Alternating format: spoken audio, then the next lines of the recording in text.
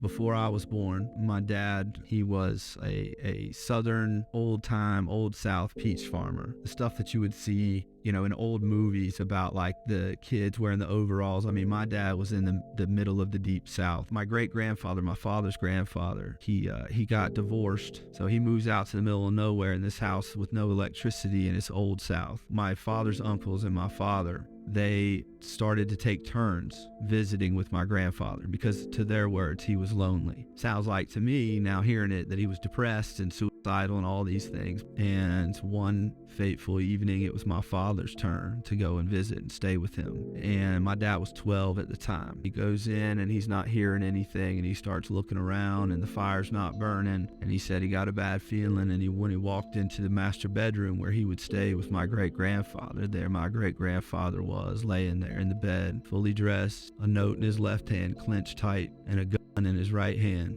with blood all over the wall behind him. My dad, he didn't know what to do. Like most people who experience something traumatic, he froze and he stayed there all night. He didn't know where to go, wondering if the ghost was gonna pop out, or why did he do it? He knew I was coming. Should I read the note? At that moment, my life changed forever, because he began to be filled with trauma, and the result of trauma began at that moment. And he never, ever got help for it. He leaves to go to school the next day, walks up where he's supposed to, gets in the bus, goes to school, goes all the way through school, comes home from football, looks at his mom and says, "Mom, Granddaddy killed himself and I found him." And she looked at her little 12-year-old boy and said, "Don't tell your father." Then when they went to the funeral, the word around the funeral was closed casket, maybe a heart attack, but nobody spoke of it. Nobody. Generational trauma is passed down. It's not me just saying it. It is not just a meme. It is scientific proof that it gets passed down,